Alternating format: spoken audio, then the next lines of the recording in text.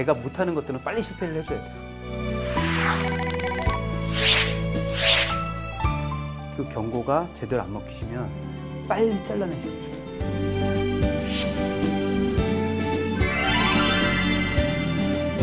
사장 코스프레 하시는 분들 있어요.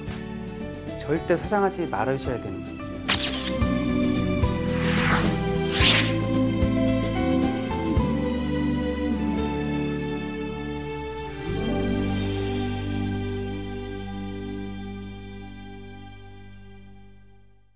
제 나이가 41살밖에 안 됐는데 인생의 뭐 40%밖에 못 살았는데 어떻게 뭐 성공과 실패를 말할 수 없잖아요. 그래서 그 가운데 제가 느꼈던 거 몇 가지를 말씀드리는 거예요. 전 항상 어딜 가든 지피지기라고 생각하고 있어요. 내가 현재 있는 곳에 업이 있잖아요. 업, 그죠? 내가 하고 있는 일, 그리고 내가 하고 있고 내가 잘할 수 있고 내가 최소한 어떤 네트워크를 갖고 있는지에 대한 그거는 해답을 갖고 있죠. 당연히 내가 보이는 거니까. 내가 가야 될 곳도 되게 중요하죠. 내 능력과 정체, 그리고 어떻게 활용해야 되는가. 제가 야후코리아를 간다고 생각을 해보세요. 여러분 기자 생활 10년 동안 한 사람이 야후코리아 가서 야후라는 회사의 전략적인 방향성을 짚어줘야 돼요.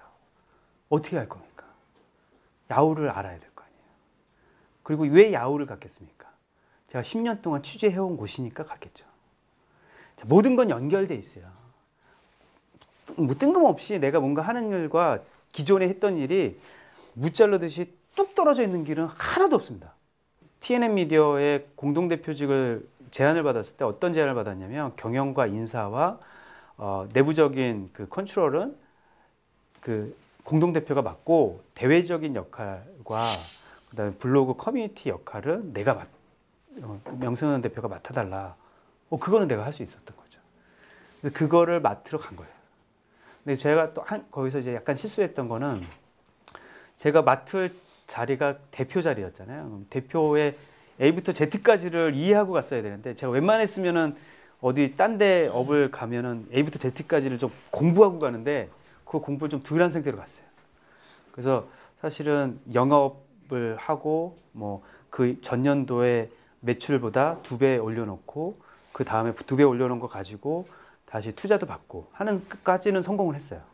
그 다음에 운영 능력에서는 완전히 바닥을 드러낸 거죠, 제가. 그래서 그때 완전히 깨달았어요. 덜 배운 게 이게 얼마나 치명적인가. 그래서 그때 다시 한번 무너졌다가 제가 갖고 있는 미디어에 대한 그 특성이 있잖아요. 그 미디어에 대한 특성을 내가 진출하려고 하는 이 벤처스퀘어라는 이 스타트업 바닥에서 내가 가장 잘 발휘할 수 있는 방법을 찾아야겠다.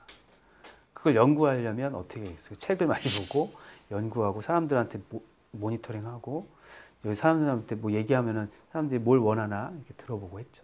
중요한 건 또 나도 현금 흐름과 매출 관계 이런 것들을 좀 꼼꼼하게 볼 수밖에 없었죠. 그래서 사실은 앞으로 뭔가 닥치더라도 저는 이제 별로 두렵진 않을 것 같아요.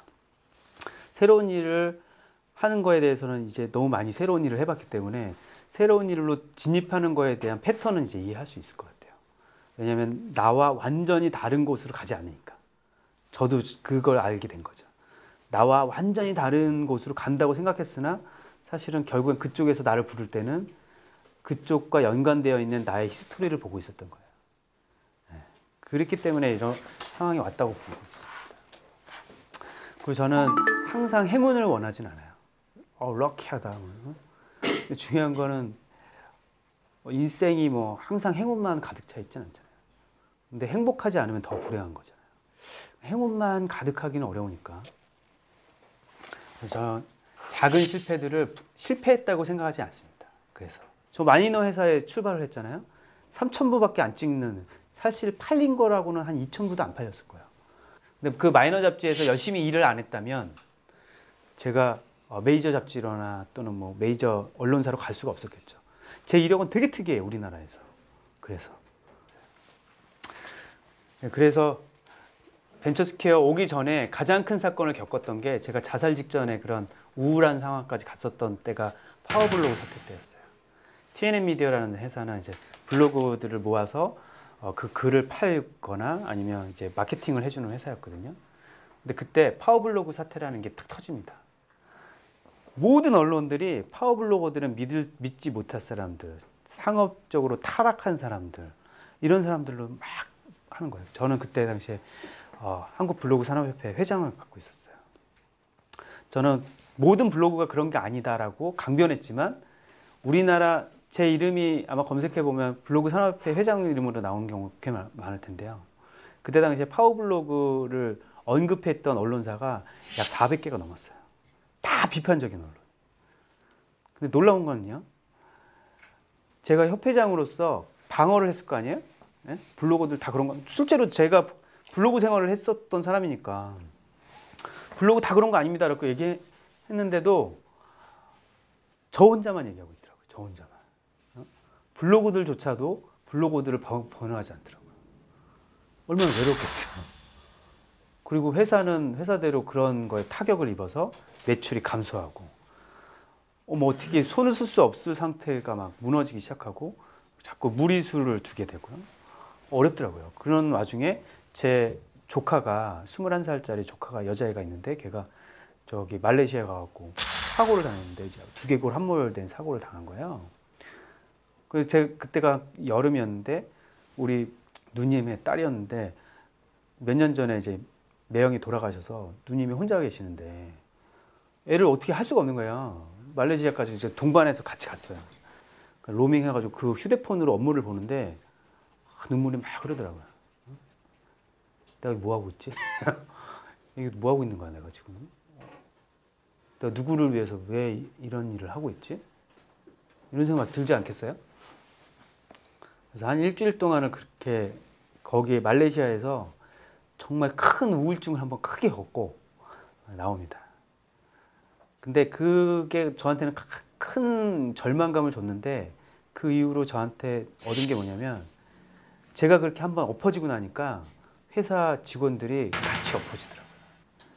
같이 우울해지고 같이 뭔가 할 수가 없는 상황이 된 거예요.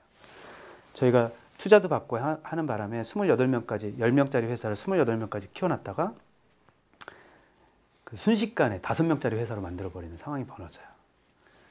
일부러 그렇게 만들어버렸습니다. 제가 정신을 차리고 있을 때는 한 달에 1억 5천씩 그냥 계속 마이너스 적자가 나기 시작하는 거예요. 어떻게 할 방법이 없더라고요. 그 마이너스 적자를 다 차감하면서 직원들을 빨리 잘라주고 알아봐주고 딴 데 보내주고 뭐 이런 작업을 하고 제가 저를 스스로 잘라버린 겁니다. 그때 벤처스퀘어는 스피너프 돼 있는 상황이 아니라 그 인큐베이팅 하고 있었거든요. TNM 미디어 안에서. 근데 거꾸로 지금 놓고 보니까 그때 그런 어려운 역할을 좀 겪지 않았다면 지금의 벤처스퀘어 활동이 없었을 거예요. 지금의 벤처스퀘어가 하고 있는 여러 가지 활동들을 사실은 못했을 겁니다. 네. 불행 중 다행 아니에요? 그죠? 네. 좀 빨리 있었던 거. 좀 그렇게 생각해요. 그러니까 실패라는 건 없는 거죠, 사실. 우리 인생에.